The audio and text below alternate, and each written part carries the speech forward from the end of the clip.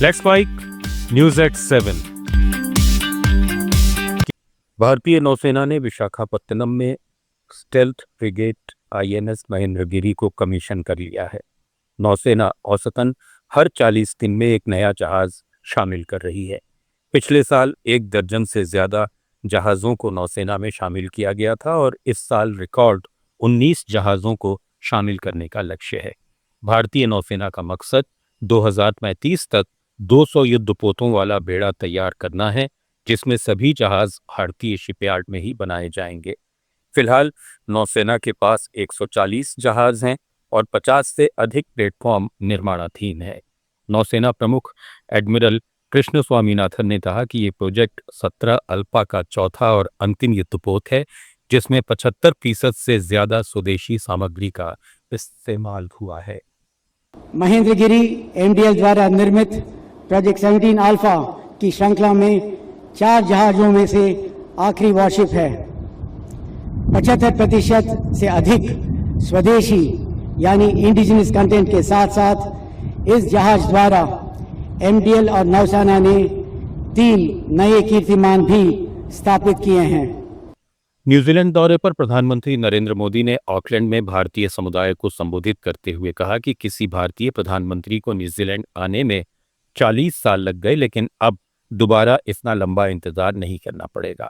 उन्होंने कहा कि अब 40 साल नहीं लगेंगे, ये मोदी की गारंटी है।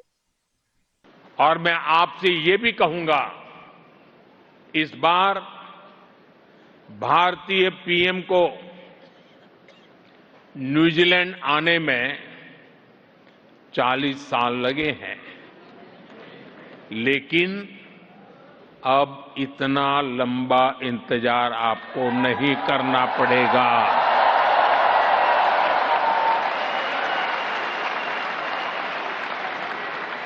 अब 40 साल नहीं लगेंगे, ये मोदी की गारंटी है। न्यूजीलैंड के प्रधानमंत्री क्रिस्टोफर लक्सन ने प्रधानमंत्री मोदी की प्रशंसा करते हुए कहा कि उन्होंने लाखों लोगों को गरीबी से बाहर निकालने में मदद की है। लक्सन ने मोदी को हमारे समय के सबसे महत्वपूर्ण नेताओं में से एक और न्यूजीलैंड का सच्चा मित्र बताते हुए दोनों देशों की दोस्ती को असाधारण बताया। Ladies and gentlemen, in a moment you are going to hear from a man who needs no introduction in this arena.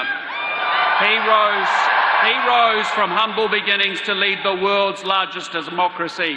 He has helped lift hundreds of millions of people out of poverty, and he is one of the most important leaders of our time and a true friend to New Zealand.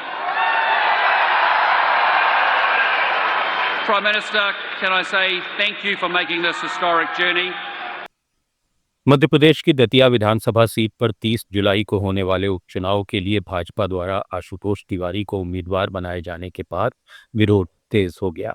Ticket की घोषणा के बाद पूर्व गृह मंत्री doctor Narottam Mishra के समर्थकों ने प्रदर्शन किया। प्रदर्शन के दौरान पथराव, चक्का जाम और पुलिस से झड़प की स्थिति बनी। हालात को देखते हुए प्रशासन ने पूरे जिले में निषेधाज्ञा लागू कर दी। इसके तहत बिना अनुमति सभा, जुलूस, धरना प्रदर्शन और सार्वजनिक आयोजनों पर रोक लगा दी गई है।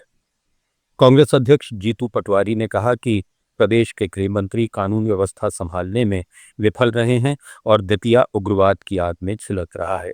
भाजपा के कुशासन और खराब कानून व्यवस्था का जवाब दतिया की जनता और कांग्रेस कार्यकर्ता उपचुनाव में देंगे। बिहार की बांकीपुर विधानसभा सीट पर उपचुनाव को लेकर सियासी हलचल तेज हो गई है। भाजपा उम्मीदवार अभिषेक बंटी ने अपना नामांकन वापस ले लिया। अभिषेक बंटी ने नामांकन वापस लेने की वजह पारिवारिक कारण बताई। हालांकि उम्मीदवार बदलने को लेकर राजनीतिक चर्चाएं भी तेज हो गई हैं। जन स्वराज के संस्थापक प्रशांत किशोर ने कहा कि जन बल के आगे कोई बल नहीं होता और पहली ही लड़ाई में भाजपा का उम्मीदवार पीछे हट गया। बसपा प्रमुख मायावती ने यूपी विधानसभा चुनाव से पहले विपक्षी दलों पर निशाना साधते हुए कहा कि उनकी पार्टी राजनीतिक स्वार्थ के लिए धरना प्रदर्शन, सड़क जाम या हिंसक गतिविधियों में विश्वास नहीं रखती। उनके इस बयान को लेकर अयोध्या से सपा सांसद अवधेश प्रसाद ने कहा कि वो किसी का नाम नहीं लेना चाहते, लेकिन भाजपा सरकार में खासकर मुख्यमंत्री योगी आदित्यनाथ के कार्यकाल में दलितों पर अत्याचार बढ़े हैं। सरकार का इकबाल खत्म हो गया है और ये स्थिति देश और समाज दोनों के लिए चिंताजनक है। आप सुन रहे थे let's smile more than radio. Follow कीजिए हमें हमारे सोशल मीडिया प्लेटफॉर्म्स पर।